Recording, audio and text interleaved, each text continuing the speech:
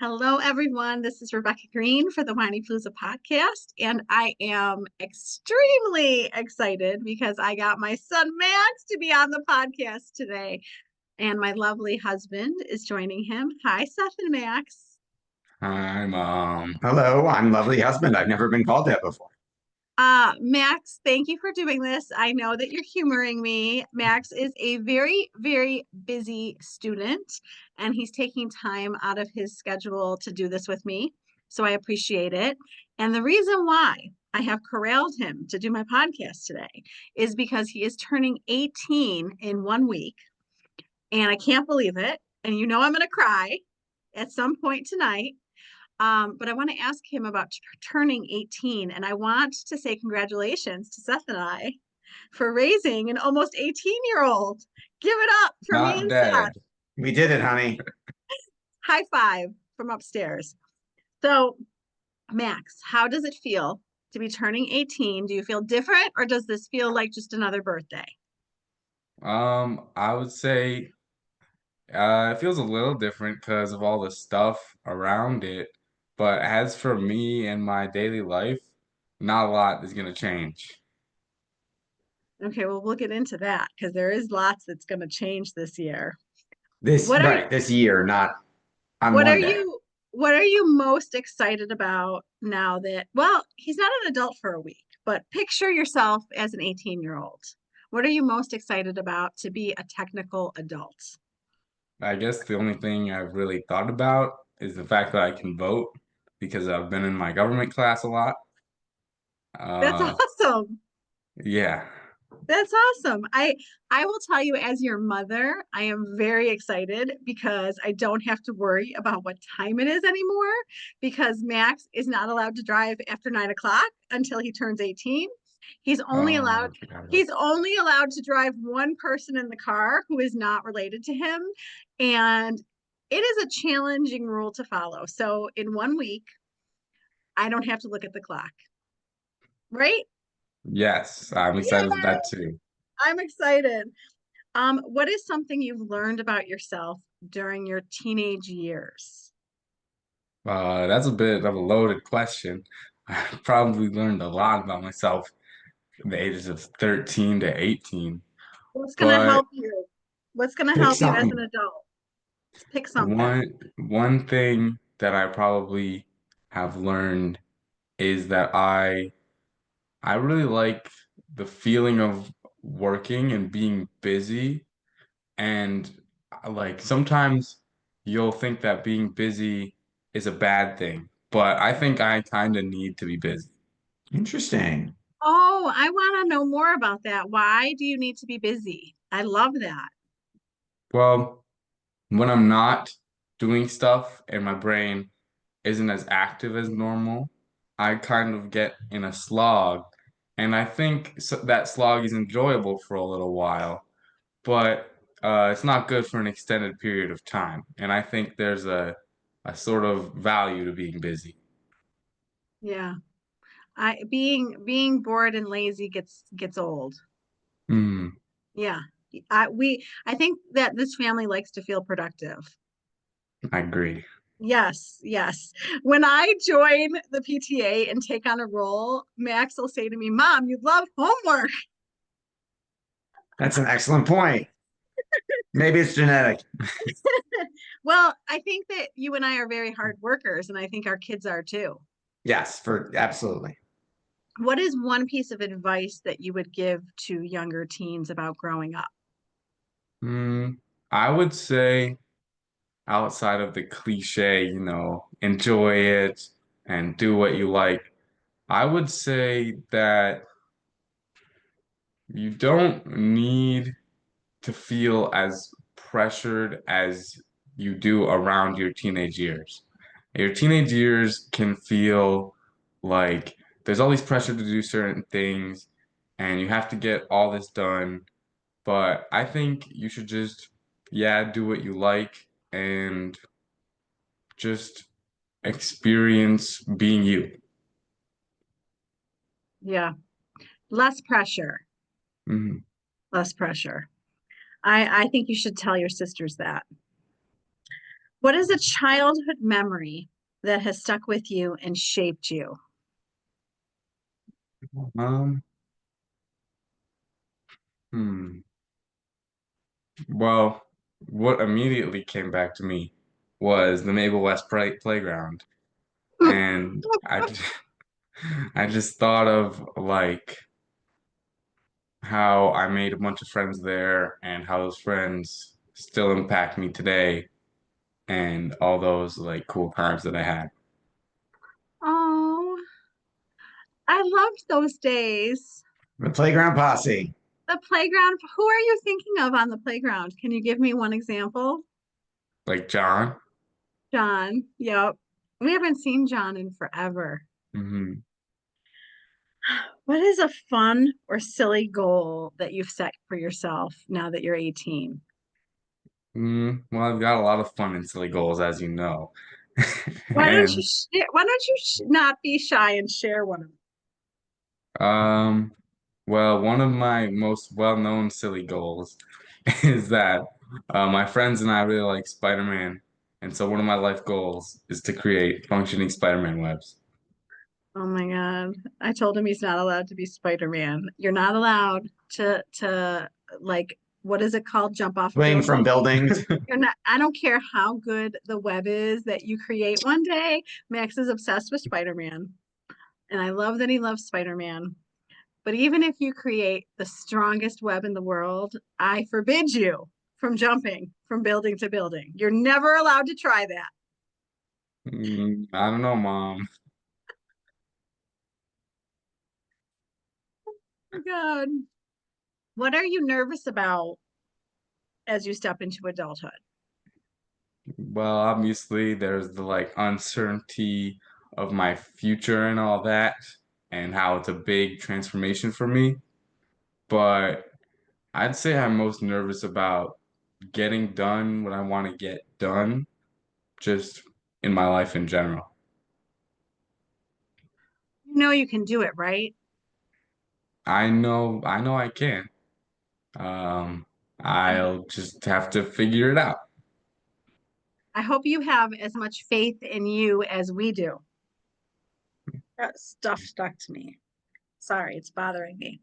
Um, I hope that you have as much faith in you as we do. I really do. Mhm. So, how do you think your relationship with your family might change as you become a legal adult? Well, in the next 7 months, I don't think it'll change a lot. Hmm. But once I go to college, wherever that may be, um, I think it'll change quite a lot since I might not see you guys as much. Ah, yep, yep. So just change because you won't see us. Hmm. Yeah. And you will Hopefully. have to function on your own by yourself. Well, that's not my relationship with my family. No, I'm Right. asking about his relationship. Yes. Right. But your ability to do that might positively affect things like your self-confidence and other things that might benefit your relationship with your family. Hmm. How does that benefit? Well, if he is a more confident, functioning, independent adult, then I would he'd be an even more amazing role model for his sisters. His confidence might affect the things that he does, the choices he makes, the communication he has, all of which affect us. I think that what has changed for me, and I would love to know what Seth thinks, but I think that I treat Max differently. I don't think I treat him as a kid anymore. I mean, I still tell him what to do somewhat, but I respect him and I ask his opinion on things in a different way. Do you see that, Max? Hmm. I mean, I don't think it's just because I'm an adult. I think that's been over like the last 3 years. I think it's larger as you get older. But I understand why you're saying that. Seth, what do you think? I would agree with that. I think over the years, as he has gotten even smarter and matured, it has positively affected our relationship with him. Yes. Yes. As somebody who loves babies, I will tell you, I miss him being a baby, but how cool is it to see your kid become an amazing human being that you can have deep conversations with? That's Amen to that. pretty cool. It's pretty freaking cool. So to all the parents listening, and I want you to be honest, what do you think that your parents have done right? What do you think we could have done differently? Mm, well, the first example that comes to my mind is the sleepovers when I would forget things because you always tell yourself that you're such a bad mother for telling me not to forget my stuff or whatever, and how that still impacts me on trips. I Max did would not come. expect that. Wow. Max and I have talked about that. Um, you really can do a number on your kids. Like, we can talk about what I've done right, but I could tell you a lot that I've done wrong. Like freaking out on Max for constantly forgetting things at sleepovers. And now when we're leaving, he's like counting everything on our trips to make sure he doesn't forget anything because I scarred him. Or like Ella doesn't want to smile with her teeth because I've criticized how she smiles with an awkward smile. So now she doesn't want to smile. Yeah, don't do that, people. Well, how great is it that those are the examples that came to mind when you did something wrong? Yeah, those are pretty. Yeah, if that's your worst example, that's pretty darn good, right? Mhm. Give I'm yourself some praise. sorry. I'm sorry, Max. What I should have said was no big deal. You lost a sock, you lost a glove, no big deal. I'll just go back tomorrow and get it. So, what did we do right? Well, I said you did a lot right, but you guys, I think your best trait as parents is being cheerleaders. That you guys are very good at being cheerleaders. Always supporting me and making sure to get to all my games and stuff. That is definitely what you guys were best at. Aw. We're definitely his biggest fans. Hmm. Yeah, for sure. Um, I'm thinking there will be a beautiful wife one day that might overrule us and be your biggest cheerleader. But for now, we're your biggest cheerleaders. So, what's one thing about being a kid that you're going to miss? The ignorance. Ooh, that's what you did. Ignorance. Tell me more. Well, when I look back on my childhood, the the thing that I look back on is the memories I made, and a large part of those memories is the ignorance of everything else going on, maybe the looming responsibilities. But yeah, the ignorance is bliss is definitely what stands out. Now you're too Wow. smart for that. Now there's no ignorance at all. What are you most proud of accomplishing before you turn 18? All that you've accomplished. Hmm, I don't know. I think I'm proud that I always try to improve and look to the future. It's not really one specific accomplishment. It's more just the fact that I build on previous progress. That's awesome. That is awesome. I mean, you've got to be pretty proud of your grades and your and all the accomplishments. He's got a lot of accomplishments. We could give you his resume, but I won't do that to you. I'm pretty proud. So, if you could talk to your future self 10 years from now, what advice or encouragement would you give to yourself? Mm, well, like anyone, I'd probably more have questions, but what advice I would give to my future self would, um, if I still care too much by then to go for what I really want, then that I would give him the advice to just say screw it, go for it. If you could go back in time and give advice to your 8-year-old self, what would you tell your 8-year-old self? Mm, I'd probably tell myself not to get into much trouble. So you didn't get in that much trouble, but I understand. You Uh, didn't get into trouble. You know your sister's in the shower, right? Okay, they're both lining up for the shower. Um, what did you just say, Max? I'm sorry. I asked what advice he would give his 8-year-old self, and he said, don't get into too much trouble. Right, but you didn't get into trouble. Well, that's about the best advice I could give my 8-year-old self since, I'll like give I your said, I'll give your 8-year-old self advice. hmm, When soccer gets boring and you don't want to do it anymore, don't do it. That's yeah, simple. Tell but your parents sooner. I, It's I I still think that that experience was important. okay. So What'd you why? learn from it? Yeah. So everybody doesn't know. Everybody listening doesn't know. Can you wrap it up and summarize what happened with soccer? Well, I started playing soccer when I was 3 years old, and my mom and dad put me in some play soccer league. I don't know, and I enjoyed it for a while. And after a little bit, I switched to playing goalie, and I got pretty good at that.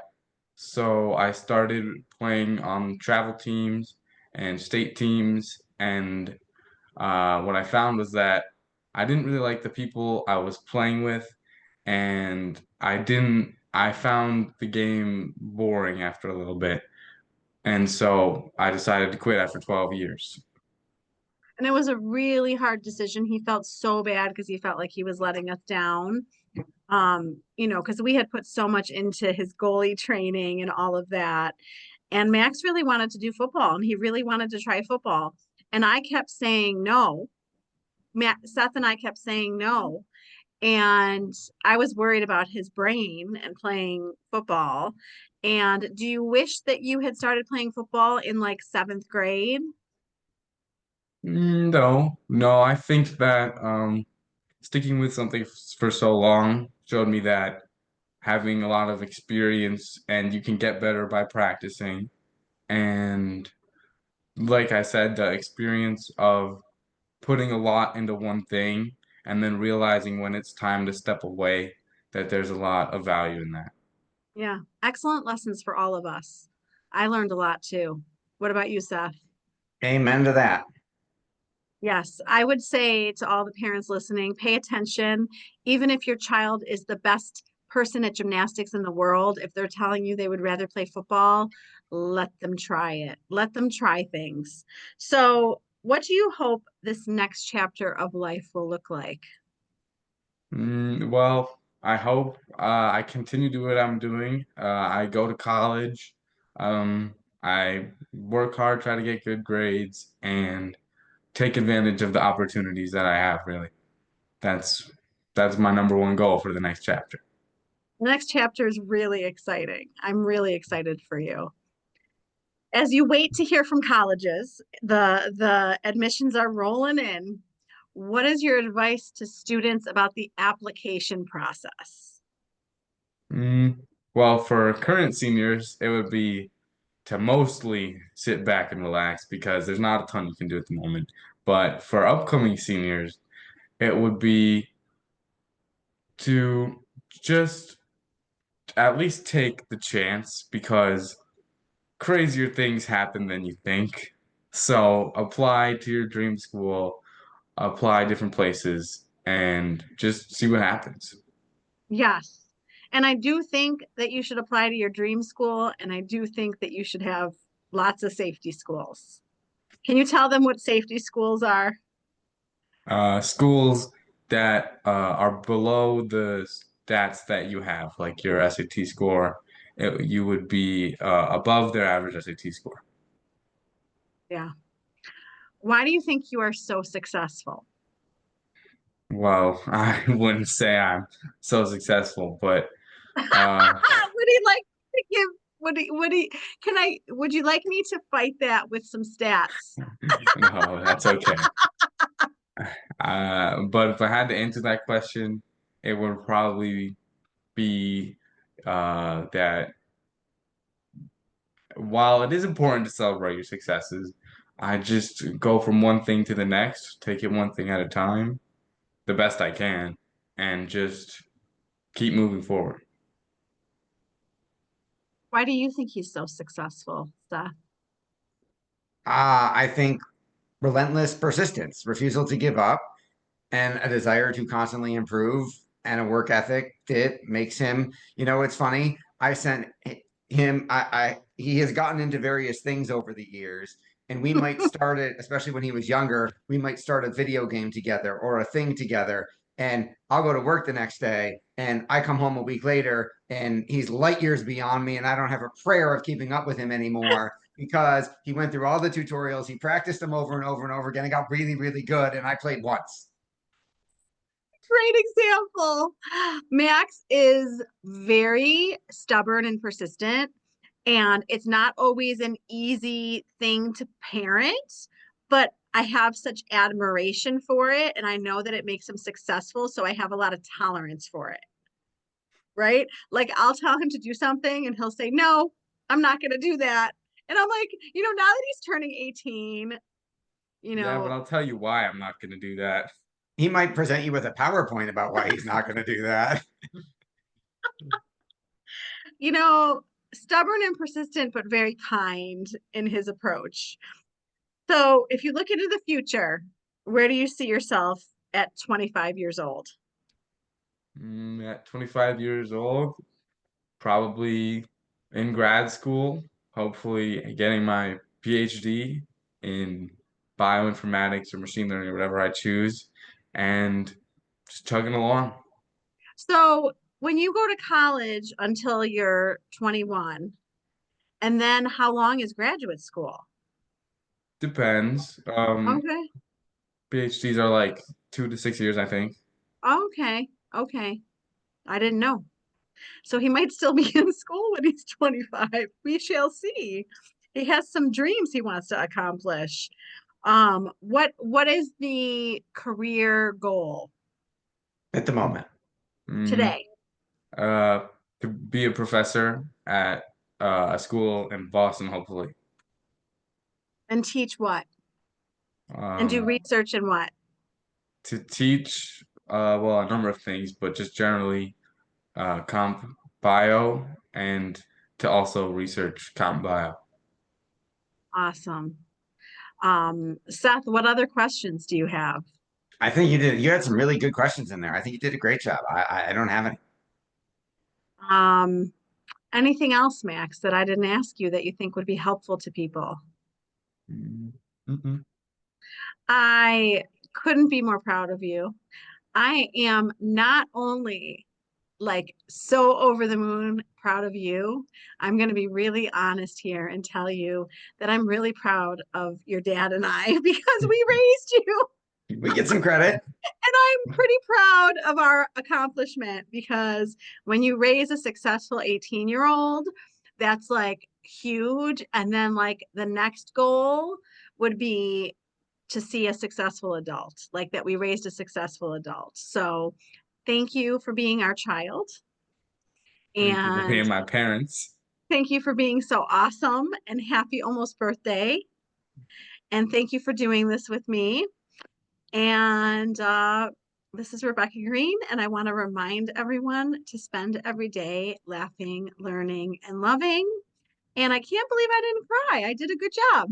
Congratulations. Okay, bye, guys. Thank you for tuning in to the Whinypaluza podcast.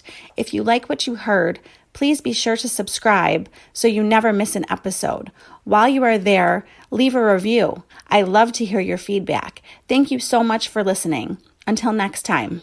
This show has been produced by Market Domination, LLC.